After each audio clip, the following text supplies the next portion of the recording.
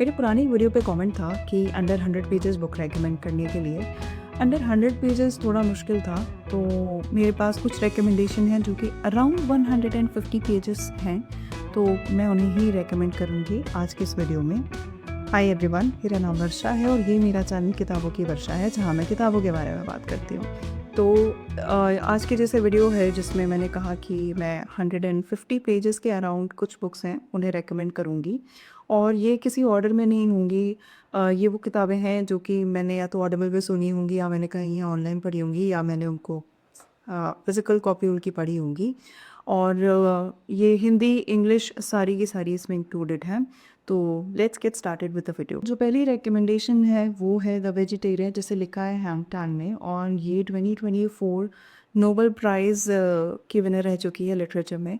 तो ये काफ़ी अजीब किताब है, इसकी स्टोरी काफ़ी अजीब है, जिसमें कि योंग हाई होती है, अपने हस्बैंड के साथ रह रही होती है, and one day she just decides कि उसको मीट नहीं खाना है। खाना नहीं मतलब उसे पहनना भी नहीं है, तो उसके घर में जो भी सामान होता है वो अगर मीट का होता है, यानी कि अगर एनिमल की स्किन से या उससे कहीं से भी डिराइव्ड होता है, तो वो उसे बाहर निकाल करके फेंक देती है। और उसके हस्बैंड को लगता है कि ये ठीक हो जाएगा, ये इतनी बड़ी कोई बात नहीं है, बट देन मंथ्स चले जाते हैं और साल गुजरने वाले होते हैं और ये ठीक नहीं होता है। तो फिर वो इसके बारे में उसके पेरेंट्स से, उसकी फैमिली से बात करता है, और एक दिन डिनर पे जब वो जाते हैं तो वहाँ पे चीज़ें बहुत ज़्यादा एस्केलेट हो जाती हैं, और उसके बाद से बहुत ही अलग लेवल पे सब कुछ चला जाता है। ये जो स्टोरी है, जब आप इसका एंड पढ़ोगे तो आपको ज़्यादा अच्छे से समझ में आएगा कि एग्जैक्टली इसमें हुआ क्या है। बहुत सारी चीज़ों के बारे में बात किया गया है इसमें। सिर्फ जो मेन कैरेक्टर है यंग आए उसके बारे में नहीं है, उसके जो सिस्टर है, या उसके ब्रदर इन लॉ है, या उसके फादर हैं, उन सब के बारे में लिखा हुआ है। और ये जितनी ज़्यादा बिजार है उतनी ही ज़्यादा लेयर्ड भी है, बहुत ज़्यादा कॉम्प्लिकेटेड है। तो जब जैसे जैसे आप पढ़ते जाओगे आपको एक नई चीज़ पता लगेगी इस फैमिली के बारे में, जिसने कहीं ना कहीं से कंट्रीब्यूट किया है योंग हाई के इस स्टेट को लेकर के, और उसकी सिस्टर भी उसी फैमिली का पार्ट है। तो शी स्टार्ट्स थिंकिंग कि अगर उसकी बहन के साथ, योंग हाई के साथ ये सारी चीज़ें हुई हैं, तो उसके खुद के साथ कैसे नहीं हुई, मतलब वो ऐसे क्यों नहीं रिएक्ट कर रही है, वो क्यों ठीक है। बट जब वो इन सब चीज़ों के बारे में और ज़्यादा अच्छे तरीके से सोचने लगती है, तो उसे समझ में आता है कि वो भी एक्चुअली ठीक नहीं है, और वो दूसरे तरीके से इन सब चीज़ों से डील कर रही है या स्ट्रगल कर रही है। और क्यों होती हैं ये सारी चीज़ें, इसका आंसर उसको पता लगता है जब वो अपने चाइल्डहुड के बारे में सोचती है कि उसके चाइल्डहुड में क्या क्या चीज़ें हुई हैं, और उसका जो रिएक्शन होता था उन चीज़ों को लेकर के, और उसकी सिस्टर का जो रिएक्शन होता था वो कैसा होता था, और कैसे ये जो पेट्रियार्कल सोसाइटी है उसमें ये जो दोनों बहनें बड़ी हुई हैं, उस पेट्रियार्कल सोसाइटी का इन दोनों की जो पर्सनालिटी है, जो इनके कह सकते हैं जो ट्रॉमा इनको मिला है, उसका असर क्या हुआ इनकी लाइफ पे। तो ये बाज़ार है बहुत ज़्यादा, बट ये काफ़ी अच्छी स्टोरी है और काफ़ी अच्छी राइटिंग है, बहुत ज़्यादा मैंने कहा जैसे कि लेयर्ड है। और जिस तरीके से एक एक चीज़ को लिखा गया है, उसको जैसे एक्सप्लोर किया गया है, कहूँगी मुझे काफ़ी अच्छी लगी। ये अराउंड 170 पेजेस है, but it is still less than 200 pages, और ये ऐसी किताबें जैसे ज़रूर पढ़ना चाहिए। तो this is the vegetarian by Han Kang, I highly recommend reading this one. But हाँ, ट्रिगर वार्निंग भी मैं कहूँगी कि इसमें सेल्फ हार्म भी है, और काफ़ी सारी ऐसी चीज़ें भी लिखी गई हैं जो शायद थोड़ी ट्रिगरिंग हो, but it's still something that you should definitely read. तो ये हो पहली किताब। जो दूसरी किताब है वो है रेत की मछली, जिसे लिखा है कांता भारती ने। ये भी आई थिंक 150 पन्नों से थोड़ी सी ज़्यादा है, 169 पेजेस की है, which is not a lot. तो ये जो स्टोरी है इसको रिलेट किया जाता है दूसरी किताब से, पर मैं कहूँगी अगर आपने उस किताब को नहीं पढ़ा है, मतलब हमेशा इस किताब का नाम तब आता है अगर गुनाहों का देवता की बात की जाती है, और कहते हैं कि अगर आपने गुनाहों का देवता पढ़ी है, मतलब ऑर्डर यही होना चाहिए कि आप पहले गुनाहों का देवता पढ़ो, उसके बाद रेत की मछली पढ़ो। और मुझे ऐसा लगता है कि अगर उस किताब के बारे में नहीं भी बात करो, अगर आपने वो किताब नहीं भी पढ़ी, तब भी आपको ये किताब ज़रूर पढ़नी चाहिए, क्योंकि इस किताब में जो कोर थीम है इसका वो ये है कि अगर आप किसी इंसान को पसंद करते हो, उसके साथ शादी करते हो, और अगर आपको एक दिन ऐसे पता लगे कि उस इंसान ने आपको वो साइड दिखाई अपनी जो आप देखना चाहते थे, और जब आपकी शादी हो गई है, कुछ टाइम तक सब कुछ ठीक रहा है, बट धीरे धीरे आपको उस इंसान का जो असली साइड है, जो रियल साइड है वो आपको दिखने लगता है, तो आप क्या करते हो? तो उसके बारे में ये पूरी स्टोरी कि कैसे शोभन और कुंतल की शादी होती है, कुछ टाइम तक सब कुछ ठीक रहता है। फिर थोड़े टाइम बाद जो है कुंतल को एक दूसरा ही साइड नज़र आता है शोभन का, और उसकी धीरे-धीरे करके शादी, उसका घर पूरा ख़त्म होने लगता है एक-एक स्टेप करके, और वो कुछ नहीं कर पाती है। बहुत बार ऐसा होता है कि हम सोचते हैं कि हम ऐसा कहते हैं कि आपको अपने लिए स्टैंड लेना चाहिए अगर आप ऐसी किसी सिचुएशन में होते हैं, बट इस स्टोरी में अगर आप देखोगे तो कुंतल जो है बहुत ही हेल्पलेसली सब कुछ देखती रहती है कि कैसे एक-एक चीज़ उसकी लाइफ में ख़त्म होती जा रही है, और वो बस देखती है, वो ये आशा करती है कि जो शोभन है वो किसी न किसी तरीके से शायद उसको आकर के कंसोल करे, उससे बातें करे, उसको बताए कि नहीं ये सब गलत है, ये सब झूठ है, या ये सब सपना था, ये सब असली में नहीं हुआ है। बट ऐसा कुछ नहीं हो पाता, और वो उसी शॉक में रह जाती कि उसके साथ असल में ये चीज़ें हो रही हैं, या उसने शोभन को पहचाना नहीं, या जो अब जिस शोभन को वो देख रही है वो शोभन वो नहीं है जिससे उसने शादी की थी, और वो इसी शौक में रह जाती है, और बहुत सारी चीज़ें उसके साथ हो जाती हैं जो कि किसी के भी साथ नहीं होनी चाहिए। जिस तरीके से ये नॉवेल लिखी गई है, ये काफ़ी अच्छी लिखी गई है कि इसमें आपको कुंदन की जो चीज़ें होती हैं, जिस चीज़ से वो जा रही होती है, जो उसकी विवशता होती है, जो उसका पेन होता है, वो आपको खुद को फ़ील होगा। और जो शोभन है, शोभन जैसे जो लोग होते हैं उनके बारे में आपको पता लगेगा कि वो कितने मैनिपुलेटिव होते हैं, और कई बार ये आपके हाथ में नहीं होता है कि आप समझ पाओ। जो चीज़ें आपके साथ होनी है वो होनी ही होती हैं। तो उसके बारे में लिखी हुई है, और ये काफ़ी ज़्यादा ऐसी नॉवेल है जो आपको थोड़ी मतलब बहुत ज़्यादा पेनफुल है। तो I highly recommend reading this one to. बहुत ज़्यादा अच्छी है ये नॉवेल, कांता भारती की लिखी हुई है। जैसा कि मैंने कहा कि आपको बहुत ज़्यादा सुनाई देगा कि अगर आपने गुनाहों का देवता पढ़ी है तो उसके बाद आपको रेत की मछली भी पढ़नी चाहिए, जो कि ये सही है। मैं कहूँगी कि आपको वो भी पढ़ कर के और ये नॉवल पढ़नी चाहिए, क्योंकि उसका आपस में रिलेशन ऐसा कहा जाता है कि है। बट अगर आपने वो नहीं पढ़ी हो, उसके बावजूद भी ये एक ऐसी किताब है जिसको स्किप नहीं करना चाहिए, जो कि ज़रूर पढ़नी चाहिए। तो ये रही रेत की मछली, जैसे लिखा है कांता भारती ने। इसके बाद जो किताब है वो है 55 खंबे लाल दीवारें, जिसे लिखा है उषा प्रियंवदा ने। ये भी काफ़ी प्यारी स्टोरी है। प्यारी तो क्या मतलब, ये काफ़ी ऐसी स्टोरी है जो कि मुझे बहुत ज़्यादा अच्छी लगी थी, और ये 156 पन्नों की है। ये स्टोरी है एक उसकी, आई थिंक उसका नाम सुमन नाम है, आई थिंक, मैं नाम भूल गई। जो मेल कैरेक्टर है उसको बहुत ज़्यादा जद्दोजहद के बाद ये नौकरी मिली है। वो एक वार्डन है हॉस्टल में, उसका परिवार बहुत गरीब है। तो जब उसे ये नौकरी मिलती है वो बहुत ज़्यादा खुश है, और ये नॉवल ऐसे ही स्टार्ट होती है कि वो बहुत ज़्यादा खुश है, अपनी चेयर पे बैठ करके, अपने केबिन में बैठ करके, उसके पास फ़ोन है और लोग उसे कॉन्ग्रेचुलेट कर रहे हैं, और अब वो सोच रही है कि वो अपने फैमिली को फाइनेंशियली हेल्प कर पाएगी, कि उसके भाई बहन जो पढ़ना चाहते हैं या जिनकी शादी होनी है उसमें वो हेल्प कर पाएगी। तो वो 33 साल की है, और उसके जो माँ-बाप हैं उन्होंने बहुत ज़्यादा कोशिश नहीं की है उसकी शादी कराने की। तो उसका रीज़न यही है कि उनकी जो सारी उम्मीदें हैं वो जो प्रोटैगनिस्ट है उसके ऊपर ही है।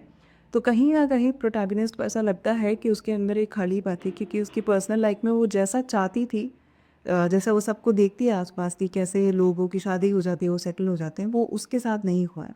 और दूसरी तरफ वो इस चीज़ से खुश भी है कि कम से कम वो अपनी फैमिली को हेल्प कर पाएगी, क्योंकि उसको अपनी फैमिली की विवशता के बारे में पता है। उसे पता है कि वो, उसके माँ-बाप चाहते भी तो भी वो कुछ कर नहीं पाते उसके लिए।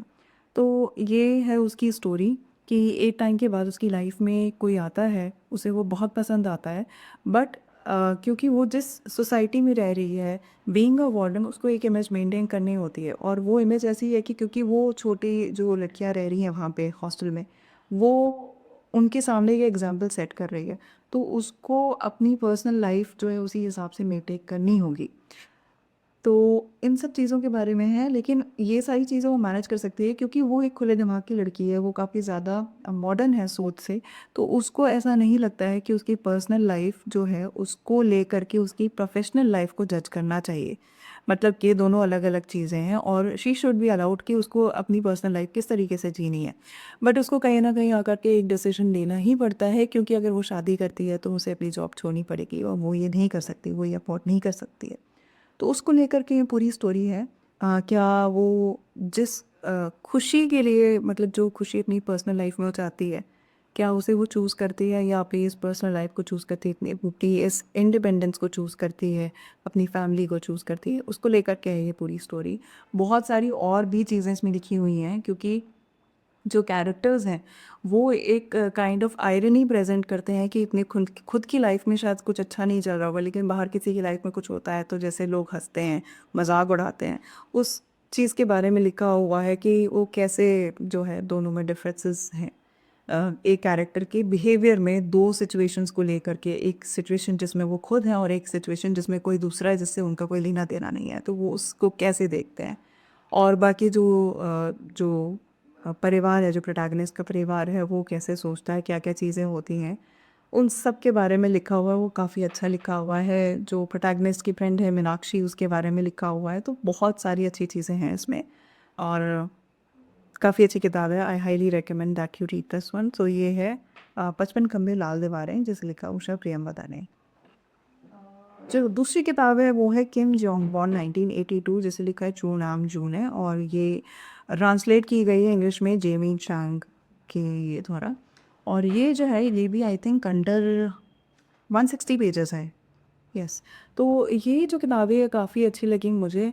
आई थिंक मैंने इसे पहले भी अपने चैनल पर रेकमेंड किया है। इट्स अबाउट कि जेंडर बेस्ड जो इनक्वालिटी होती है उसके बारे में लिखा हुआ है, और वो हर लेवल पे होती है, चाहे आप छोटे हो, छोटे से लेकर के चाहे आपने स्कूल जाना शुरू किया हो, आपने काम करना शुरू किया हो, व्हेन यू गेट मैरिड, आप मदर हो, सिस्टर हो, या फिर वाइफ हो, किसी की डॉटर हो, तो हर लेवल पे जो चीज़ें आपके साथ होती हैं जिसमें आपका कोई रोल नहीं है, जैसे कि कभी आप ट्यूशन पढ़ने जा रहे हो और आपके साथ किसी ने बदतमीज़ी कर दी, तो उसमें आपकी कोई गलती नहीं है, लेकिन उसके लिए आपको ही ब्लेम किया जाता है कि, और रिस्ट्रिक्शंस होती हैं कि इस टाइम के बाद आप नहीं पढ़ने जा सकते हो या कुछ भी करने नहीं जा सकते हो बाहर में। और इस तरीके से कंडीशनिंग की जाती है कि कुछ चीज़ों को करने के लिए आप खुद ही खड़े हो जाते हो, मतलब बीइंग अ फीमेल आपको ऐसा लगता है कि आपकी रिस्पॉन्सिबिलिटी, जबकि उसका जेंडर से कोई लेना देना नहीं होता है। तो वो कंडीशनिंग किस तरीके से की जाती है और कैसे जनरेशनल लेवल पे ये चलता जाता है कि it's not only about man, it's also about women, कि एक ही घर में रहते हो अगर आप बहुत सारी जनरेशन को देखो, तो जैसे दादी या नानी या फिर माँ हो गई या फिर बेटी हो गई, वो हर की कोई वही चीज़ें फॉलो करा क्योंकि उन्हें वही चीज़ें सिखाई जा रही। किसी ने भी उन्हें ये नहीं बोला कि भाई ये तुम्हारी रिस्पॉन्सिबिलिटी नहीं है। इट्स अबाउट एवरीवन, जो भी फैमिली में रह रहा है, ये उन सब के बारे में, चाहे वो रूम शेयरिंग को लेकर के हो या फिर कि अगर घर का बेटा है तो उसे एक अलग रूम दिया जाएगा, you have to manage in another room. कहने के लिए ये बहुत छोटी चीज़ है, लेकिन ये एक छोटे लेवल पे है। जैसे जैसे आप बड़े होते जाते हो तो ये और ज़्यादा बहुत बड़े लेवल पे आपको दिखने लगता है कि क्या डिफरेंसेस हैं और किस तरीके से ये इनइक्वालिटी आपको दिखने लगती है कि हाँ ये है। जैसे कि वर्क प्लेस पे भी कई बार होता है कि अपॉर्चुनिटीज़ को लेकर के आपको दिखेगा कि नहीं, आपको उतनी ज़्यादा अपॉर्चुनिटी नहीं मिलेगी, भले ही आप जो मेल कैंडिडेट हो उससे ज़्यादा डिज़र्विंग हो, उससे ज़्यादा आपका एक्सपीरियंस हो, चाहे आपकी नॉलेज भी उससे ज़्यादा हो, but being a female you are not preferred first. और उसके अलावा जो वर्क प्लेस पे होता है कि जैसे कि कई बार कोई वल्गर कमेंट पास कर देता है, डिस्गाइज एज जोक, और अगर आप उसको कन्फ्रंट करने जाओ तो कई बार आपको बोल दिया जाता है कि you are a mood killer, या ऐसी पॉलिसीज़ नहीं होती हैं कई जगहों पे जहाँ पे आप उन चीज़ों को रिपोर्ट कर सको। कॉर्पोरेट में आज के टाइम में है ऐसा कि हाँ, लोग थोड़े से माइंडफुल हैं इस चीज़ को लेकर के कि क्या चीज़ें बोलनी चाहिए, क्या नहीं बोलनी चाहिए, या फिर हमारे पास पॉलिसीज़ भी हैं जिनको बहुत ज़्यादा स्ट्रिक्टली फॉलो भी किया जाता है। बट ये नॉवल जिस टाइम पे लिखी गई है 1982 में, साउथ कोरियन नॉवल है, तो उस टाइम पे जो चीज़ें हो रही होती हैं उनके उनको लेकर के है कि उस टाइम पे ये ऐसे ऐसे कोई पॉलिसीज़ नहीं होती थी या ऐसी कोई कमिटी भी होती थी जो उन चीज़ों को देखते थे, तो वो बहुत ज़्यादा उस तरीके से फॉलो नहीं किया जाता था, या फिर ऐसा कुछ रिजल्ट नहीं मिलता था जिससे कि आप सेटिस्फाइड हो या आप सेफ फील करो। तो ये आपकी रिस्पॉन्सिबिलिटी होती थी, आपकी ऊपर की सेफ्टी, और ब्लेम भी आपको ही दिया जाता था। उन सब चीज़ों के बारे में है। तो मुझे काफ़ी ज़्यादा अच्छी लगी थी, मुझे तो बहुत ज़्यादा गुस्सा आ रहा था इसको पढ़ करके जब मैंने पढ़ा था। तो इसका बैक कवर पे अगर आप पढ़ोगे तो उसको लिखा है, Kim Jeong is a sister made to share a room with her brother while her brother gets one of his own. Kim Jong is a girl born to a mother whose in-laws wanted a boy. Kim Jong is a daughter whose father blames her when she is harassed late at night She is a model employee who gets overlooked for promotion. She is a wife who gives up her career and independence for a life of domesticity. She is depressed, she is mad, she is her own woman. She has started acting strangely. She's every woman. So it's not about just this woman, this one woman. It's the story of every woman around the world. It's not just in Korea. तो इसके बारे में है, काफ़ी अच्छी लिखी हुई है, मुझे तो बहुत ज़्यादा अच्छी लगी थी पढ़ने में, क्योंकि ये चीज़ें अच्छी नहीं हैं। मतलब मैं कह रही हूँ मुझे अच्छी लगी थी, बट इन द सेंस कि काफ़ी अच्छे तरीके से ये जो प्रॉब्लम्स हैं वो डिस्क्राइब की गई हैं। तो I highly recommend you read this one to. जिसका कवर भी काफ़ी अच्छा लगा था कि अलग अलग फेजेस में कैसे विमेन जो होती है वो और दे गो थ्रू, तो उसके बारे में है। तो किम जोंग और 1982। जो अगली किताब है वो है बहुत दूर कितना दूर होता है, जिसे लिखा है माना कौल ने। ये एक यात्रा वृत्तांत है और इसमें उन्होंने अपनी जो यात्रा है यूरोप की, जो उन्होंने 1.5 महीने या 2 महीने के आसपास की थी, उसके बारे में लिखा हुआ है। इसमें उन्होंने काफ़ी सारी चीज़ें लिखी हुई हैं कि कैसे, जो बेसिक चीज़ है जो बहुत बार उन्होंने लिखा है, कि उनके अंदर का जो राइटर है वो कैसे बाहर आता है, उसको कैसे स्टोरीज़ मिलती हैं।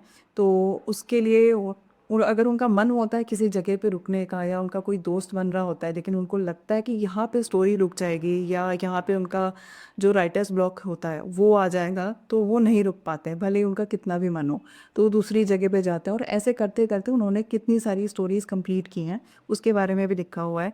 काफ़ी ज़्यादा मतलब वैसी भी चीज़ लिखी हुई है जिसको पढ़ के आपको हंसी आएगी। जैसे कि किसी लेडी के घर में वो रुके हुए थे और उसने कहा था कि मतलब इस घर का ऑरा ठीक कर दो गा करके कुछ, तो जो वो गाना गाते हैं उसको लेकर के जो है वो अच्छा है। और भी बहुत सारी चीज़ें हैं, जो डिस्क्रिप्शन है कि कैसे वो किसी कैफ़े में ढूंढ करके, अच्छा कैफ़े ढूंढ करके वहाँ पे कॉफ़ी पीना, मतलब मैं तो सोच रही थी, मैं इमेजिन कर पा रही थी, और मुझे काफ़ी अच्छा लग रहा था कि जो चीज़ें लिखी नहीं थी, जो जगहों के बारे में लिखा गया था, जो लोगों के बारे में लिखा गया था, वो मुझे काफ़ी अच्छा लगा। मुझे स्पेशली वो पार्ट भी बहुत अच्छा लगा जहाँ वो हाइक करके जाते हैं। जब वो एक किसी जगह पे रुके हुए थे, आई थिंक एयरबीएनबी में थे या जिस भी जगह पे थे, तो जो जिसका घर था उसके साथ वो हाइक करके एक जगह पे जाते हैं और फिर वो वापस आते हैं। तो वो जो पूरा एक्सपीरियंस लिखा हुआ वो मुझे काफ़ी अच्छा लगा। एक फैमिली के बारे में भी कि जो फादर है वो अपनी डॉटर और अपने सन के साथ वहाँ पे हाइक कर रहे थे, वो रात भर वहीं पे रुके होंगे, तो वो पूरा जो लिखा हुआ था वो काफ़ी अच्छा लगा। And also about this girl जिसको वो मिलते हैं। और एक अच्छी चीज़ ये भी थी कि उसमें उन्होंने लिखा हुआ है कि ज़रूरी नहीं है कि ये जो सारी चीज़ें लिखी हुई हैं वो सच हों, तो वो मुझे काफ़ी अच्छा लगा। तो ये काफ़ी इंटरेस्टिंग सी लगी मुझे किताब। ये 160 पन्ने की है और I recommend that you read this one. और ये है बहुत दूर कितना दूर होता है बाय मानव कौल। और let's move on to the next one which is in the absence of men. और ये जो किताब है ये मैंने ऑनलाइन पढ़ी थी। एक साइट है archive.org करके, जहाँ पे आप बुक्स बोरो कर सकते हो, मतलब आपको साइन अप करना होगा। वहाँ पे आप बुक्स बोरो कर सकते हो और बुक्स पढ़ सकते हो अगर वो बुक वहाँ पे अवेलेबल होगी तो वो किताब मैंने पढ़ी, वो भी काफ़ी छोटी किताब है। तो उसमें 3 जो हैं मेन कैरेक्टर्स हैं, जिसमें एक 16 साल का लड़का है, and there is a professor and writer जो कि आई थिंक 40s में है, लेट 40s में। और उसके बाद एक 21 साल का लड़का है जो कि वॉर फ्रंट पे है। तो जो 16 साल का लड़का है वो बनता है प्रोफेसर से, और उससे उसकी फ्रेंडशिप होती है, उसका अच्छा बॉन्ड बनता है और वो बातें बातें करते हैं। तो ये जो लड़का है ये काफ़ी खुले दिमाग का है, खुले दिमाग का इस सेंस में कि ये कीप्स ऑन सेइंग कि उसका कोई मॉरल कंपास नहीं है, और उसे जो अच्छा लगता है वो बोलता है, उसे कोई फ़र्क नहीं पड़ता कि उसके बारे में लोग क्या सोचते हैं। काफ़ी ज़्यादा प्रिविलेज्ड है और बहुत मतलब उसने कुछ भी डिफ़िकल्टीज़ कुछ भी नहीं देखी अपनी लाइफ में, क्योंकि वो एक वेल्दी फैमिली से रहे। तो पेरिस में है, वहाँ पे मतलब कंट्री में, उसकी कंट्री में वॉर चल रही है। तो उस वॉर फ्रंट पे जो 21 साल का लड़का है वो गया है, वो काफ़ी पुअर है। उसकी जो मदर है वो इस 16 साल के लड़के के घर में काम करती हैं। तो छुट्टी पे जब वो वापस आता है, वो 21 साल का लड़का जो कि वॉर में है, तो वो उससे मिलता है और दोनों कन्फेस करते हैं एक दूसरे के लिए जो उनका लव है उसको। और जिस तरीके से ये पूरी नॉवल लिखी गई है वो काफ़ी पोएटिक है, काफ़ी रिदमिक है, और मुझे बहुत ज़्यादा मतलब ऐसा पढ़ के लगा बहुत ज़्यादा पेनफुल है एक्चुअली, क्योंकि स्पेशली जो पार्ट है जो जिसमें वो 21 साल का लड़का है वो ये बता रहा होता है कि जब, क्योंकि वो भूल नहीं पा रहा था, वो भले ही छुट्टी हुए आया होता है पर वो भूल नहीं पा रहा होता है कि उसने वॉर फ्रंट पे क्या क्या चीज़ें देखी हुई हैं, क्या चीज़ें हो रही होती हैं। तो जब वो इस प्रोटैगनिस्ट के पास, जो 16 साल का लड़का है, उसके पास आता है, तो वो थोड़ा तो रिलैक्स्ड होता है, बट तब भी उसके दिमाग से वो सारी बातें जाती नहीं हैं। और जो चीज़ें उसने बताई हैं उसने उसे कि वॉर फ्रंट पे बॉर्डर के पार जो सोल्जर एक टाइम के बाद ना वो अपने जैसा ही लगने लगता है। और उसे पता है कि वो भी अपनी फैमिली को छोड़ के आया हुआ है, या उसकी भी कुछ ना कुछ कंडीशन ऐसी रही होगी कि जिसकी वजह से वो यहाँ पे है। बट वो दोनों रुक नहीं सकते हैं, क्योंकि उनमें से कोई भी एक रुका तो कोई ना कोई एक मारा जाएगा। और बहुत सारी चीज़ें ऐसी लिखी गई हैं जो कि बहुत ज़्यादा सैड हैं। और आपको वो सब आप पढ़ोगे ना तो आपको लगेगा कि एक्चुअली में कौन सफ़र करता है जब ऐसे कुछ सिचुएशन आती है जब वॉर की। तो सफ़र एग्जैक्टली में कौन करता है उन लोगों के अलावा, जैसे जो लोग बॉर्डर्स के पास रह रहे होते हैं वो हो गए, या जो सोल्जर्स होते हैं जो फाइट करने जाते हैं वो हो गए, उनकी फैमिली हो गई, जो कि अ, हमेशा सोचती रहती है कि कहीं कुछ कोई बुरी खबर ना आ जाए, या वो ठीक है कि नहीं है, क्योंकि लेटर्स के थ्रू ही बात हो रही होती है इस नॉवल में जो लिखा हुआ है। तो उसके बारे में तो ये फर्स्ट पार्ट है, जब उसकी छुट्टियां ख़त्म हो जाती हैं तो वो वापस जाता है, और उसी टाइम पे जो प्रोफेसर होता है वो भी दूसरे उसमें चला जाता, मतलब दूसरी जगह जाता है अपने फैमिली के पास। सेकेंड पार्ट में लेटर्स एक्सचेंज हो रहे थे। और थर्ड पार्ट जो है, जो कि बहुत ज़्यादा सैड पार्ट है इस पूरी नॉवल का, वो होता है, उसमें एक थोड़ा सा ट्विस्ट है जिसमें कि ये जो सोल्जर है उसकी मदर की स्टोरी भी है, उसके पास्ट के बारे में कुछ चीज़ें बताई गई हैं। तो बहुत ज़्यादा मैं कहूँगी कि बहुत ज़्यादा शार्टरिंग नॉवल थी ये। बट ऐसी नॉवल है जो कि मैं कहूँगी कि सबको ही पढ़नी चाहिए, सबको पता होना चाहिए क्या क्या चीज़ें होती हैं। And also if you want to read about कि लव जो होता है कितना, यर्निंग कह लो या फिर पेन कह लो, कि आपको पता है कि मे बी ये बहुत अच्छे तरीके से एंड नहीं होगा, बट उसके बाद भी आप होपफुल रहते हो, आप चाहते हो कि अच्छा ही कुछ हो। तो उसके बारे में है, बहुत अच्छे से लिखी हुई है, बहुत ज़्यादा पोएटिक है, और काफ़ी अच्छी है नॉवल। तो I highly recommend reading in the absence of man. और let's move on to the next one. तो जो अगली किताब है वो है द जेंटलमैन फ्रॉम पेरू, और ये आई थिंक अराउंड 180 पेजेस है, बट इसके फॉन्ट बड़े हैं काफ़ी ज़्यादा, तो मुझे लगता है अराउंड 150 ही होगी, 150 मत 60 पेजेस। ये किताब जो है इसकी स्टोरी बहुत अलग है, क्योंकि मैंने इसके जैसी कोई भी नॉवल नहीं पढ़ी है। इस साल में सबसे पहली नॉवल मैंने यही पढ़ी थी और मुझे काफ़ी अच्छी लगी थी। तो ये जो स्टोरी है ये ग्रुप ऑफ फ्रेंड्स की है जो कि इटली में एक जगह पे वो छुट्टियां मना रहे हैं एक बोट पर। वो बोट जो एक ही जगह पे खड़ी है क्योंकि उसमें कुछ प्रॉब्लम है। And then there is this older guy जो उनको दूर से ऑब्जर्व कर रहा है। फिर वो उनके पास जाता है और उनसे बातचीत करने लगता है और उनके बारे में कुछ ऐसी बातें बताता है जो कि बहुत अनयूजुअल होती है, जो कि सिर्फ इनको पता होगी। एंड देन वो उनके ग्रुप में एक लड़की होती है जिसको फिर वो बाहर लेके जाता है उसके साथ स्विमिंग करने के लिए, खाने पीने के लिए। वहाँ से चीज़ें बहुत ज़्यादा एस्केलेट हो जाती हैं कि कैसे इसको ये सारी चीज़ें पता है और ये लड़की कौन है, क्या कुछ इसके बारे में कुछ स्पेशल है। वो सारी चीज़ें आगे लिखी गई हैं जो कि मैं नहीं बताऊँगी, क्योंकि वो ठीक नहीं होगा स्टोरी के लिए। आप पढ़ो, आपको पता लगेगा। जो राइटिंग है वो काफ़ी ज़्यादा सुंदर है, क्योंकि जो पूरा डिस्क्रिप्शन है जहाँ-जहाँ वो लोग जाते हैं घूमने के लिए, और फ्रूट्स का, फ्लावर्स का, जब स्विमिंग करते हैं उसका, और बहुत सारी चीज़ें जहाँ पे वो सॉसर हो गया, कप हो गया, उसका डिस्क्रिप्शन, वो विंडो का डिस्क्रिप्शन। तो वो सारी चीज़ें जो लिखी हुई हैं बहुत बहुत ज़्यादा सुंदर है। कई बार कुछ नॉवेल्स में ये इस तरीके से लिखी होती हैं कि मैं पेजेस स्किम कर जाती हूँ, मैं बहुत ज़्यादा डिटेल में नहीं पढ़ती हूँ, पर ये यहाँ जो लिखी गई थी वो इतनी ज़्यादा सुंदर, इतनी ज़्यादा डिस्क्रिप्टिव थी कि मैं उनसे एक बार से ज़्यादा पढ़ना चाह रही थी कि क्या क्या लिखा हुआ है। स्टोरी अपने आप में बहुत ज़्यादा अमेजिंग है।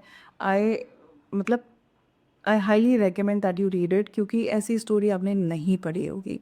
बहुत बहुत ज़्यादा सुंदर है और मेरी फेवरेट है। जो अगली किताब है जो मैं रेकमेंड करूँगी वो है स्वीट बीन पेस्ट, और ये एक जापानीज़ नॉवल है, इंग्लिश में ट्रांसलेट की गई है।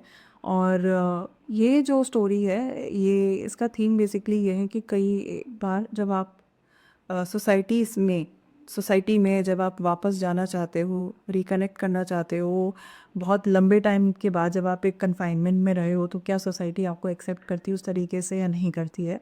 क्योंकि ये स्टोरी है टोकुए की, जो कि एक कन्फाइनमेंट में अपनी ज़्यादातर लाइफ, मतलब टीनेज और जब वो अडल्ट हुई और अब जब वो काफ़ी ज़्यादा बूढ़ी हो चुकी है, तो उसमें जो है वो कन्फाइनमेंट में रही है। अब उसके पास ये ऑप्शन है कि हाँ, वो बाहर जाकर के लोगों से मिल सकती है, तो क्या लोग उसे एक्सेप्ट कर रहे हैं कि नहीं कर रहे हैं? तो उसके बारे में है ये स्टोरी कि वो बिटर हो सकती है, उसको बहुत ज़्यादा कंप्लेंट्स हो सकती हैं सोसाइटी से, और वो उसके पास मतलब है ये कि वो नहीं खुश हो इन चीज़ों को लेकर के, जब वो किसी और को खुश देखे तो वो उसको बुरा लग सकता है। बट वो वैसी नहीं है, उसने ओवर द ईयर्स जो विज़डम उसे मिला है, वो उसके बारे में बात करती है। जिस शॉप में जाती है वो स्वीट बीन पेस्ट बनाने, उन लोगों की लाइफ कैसे उसकी वजह से चेंज हो जाती है, ये पूरी उसके बारे में है। इसमें इनफैक्ट कुछ लेटर्स भी एक्सचेंज किए गए हैं, जो कि मेरा फेवरेट पार्ट था इस पूरी स्टोरी का। और मैं कहूँगी कि मैं मुझे काफ़ी बुरा लगा वो पढ़ करके कि जो चीज़ें उसके साथ हुई उसको पढ़ करके, पर उतनी ही ज़्यादा होपफुल है, मतलब बहुत ज़्यादा इंस्पायरिंग स्टोरी है ये। अगर आप टोकुए के पर्सपेक्टिव से देखो, उसको देखो कि क्या क्या चीज़ें उसके साथ हुई हैं, लेकिन तब भी उसका जो लाइफ को लेकर के आउटलुक है वो कितना ज़्यादा इंस्पायरिंग है। तो I highly highly recommend reading this one. मेरी ये जो किताबें, ये भी मेरी इस साल की फेवरेट किताबों में से एक है। तो ये है स्वीट बीन पेस्ट। जो दूसरी किताब मैं रेकमेंड करूँगी वो है अक्टूबर जंक्शन, जिसे लिखा है दिव्य प्रकाश दुबे ने। और ये उनकी लिखी हुई आई थिंक तीसरी या चौथी किताब है जो मैंने पढ़ी है। काफ़ी अच्छी लिखी हुई है। ये भी काफ़ी यूनिक कॉन्सेप्ट लगा मुझे इसका, कि इसमें जो प्रोटैगनिस्ट होते हैं वो बनारस में मिलते हैं, वो 3-4 दिन घूमते हैं, और उसके बाद जब उनका टाइम आता है अलग होने का, क्योंकि वो 2 अलग-अलग जगहों से होते हैं, तो एक वो रहता है कि कौन पूछेगा कि अगली बार मिलना है कि नहीं मिलना है, क्योंकि वो मिलना तो चाहते हैं ऑफ कोर्स, क्योंकि उनकी बॉन्डिंग अच्छी हो चुकी है, उनकी फ्रेंडशिप अच्छी हो चुकी है, लेकिन कौन पूछेगा?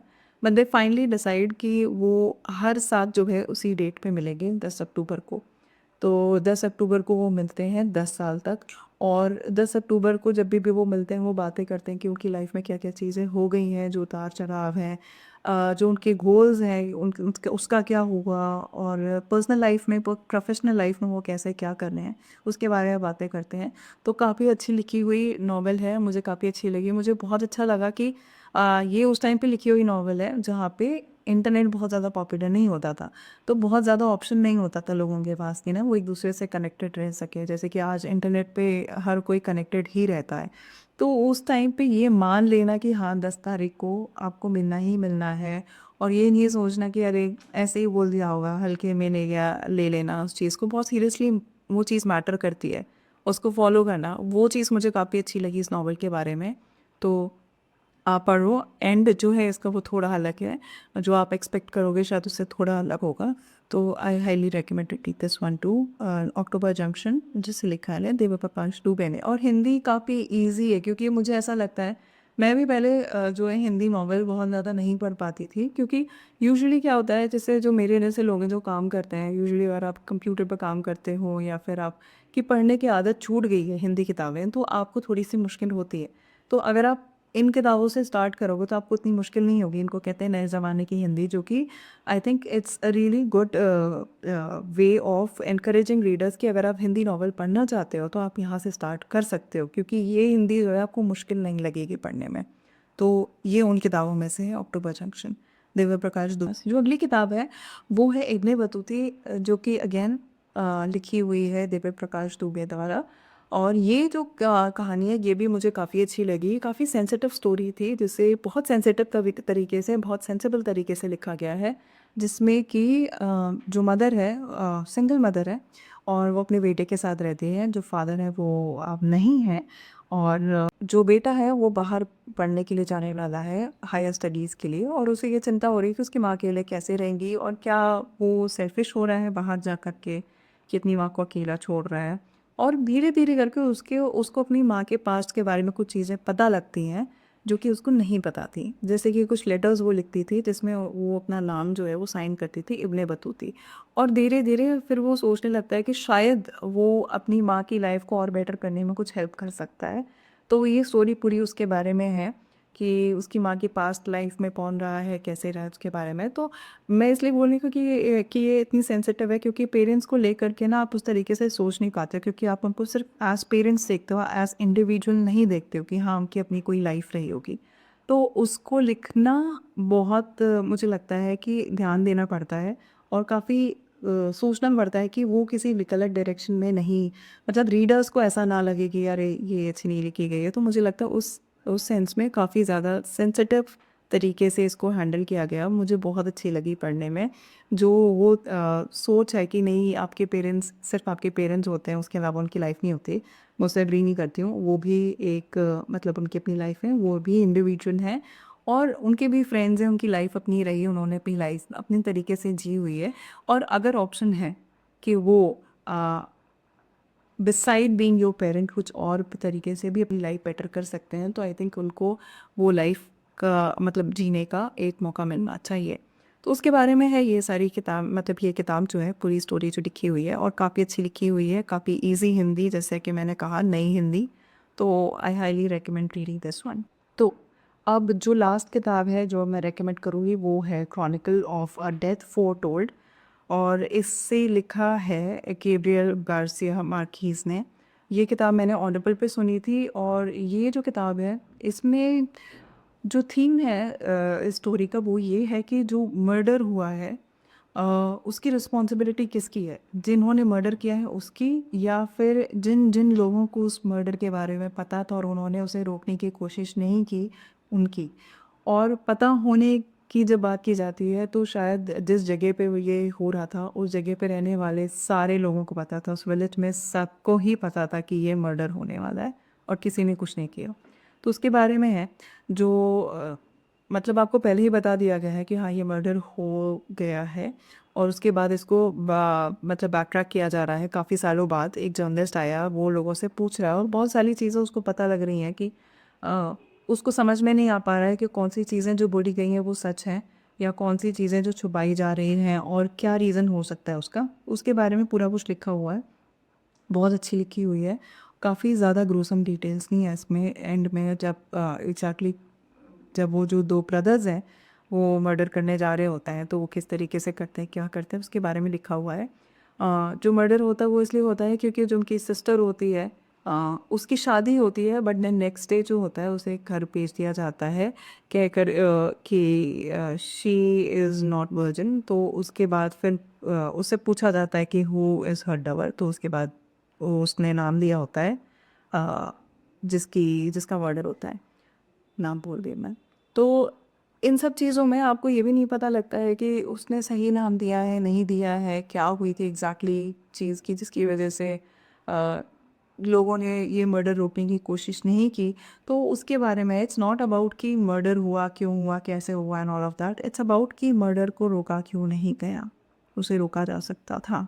तो उसके बारे में है। I highly recommend reading this one to, and it's really nice novel जो लिखी गई है। तो मैं इसका लिंक डाल दूँगी, इनफैक्ट मैं सारी जो किताबें हैं जो मैंने बताई इस वीडियो में, मैं सबका लिंक डाल दूँगी। आप डिस्क्रिप्शन बॉक्स में से चेक कर सकते हो, वहाँ से परचेज़ करके पढ़ सकते हो। और ये सारी रिकमेंडेशन थी। अ, ये अराउंड 150-160 पेजेस हैं, क्योंकि 150 पेजेस में या 100 पेजेस में नॉवेल्स रेकमेंड करना थोड़ा मुश्किल होता है। कुछ है किताबें जो मैंने रिसेंटली परचेज़ की हैं बट वो मैंने पढ़ी नहीं है अभी तक, तो मैं उनको रेकमेंड नहीं कर सकती थी। तो यही सारी रिकमेंडेशन है, ये इस साल मैंने पढ़ी हुई हैं। आई थिंक मैंने कुछ या तो last year last to last year मैंने किताबें रेकमेंड की थी जो कि अंडर 100 पेजेज़ होंगी, अराउंड 100 पेजेज़ होंगी, मुझे याद नहीं है।